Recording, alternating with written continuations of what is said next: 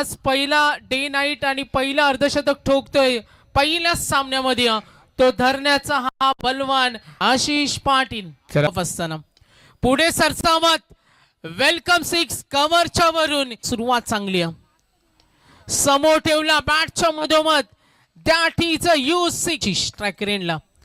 front फुटला आले आणखीन एक वार केलाय तिकडून नाराज होत असताना जसा टोटल 30 स्लोवर वन बॅटच्या मधोमध आला स्लॉट मध्ये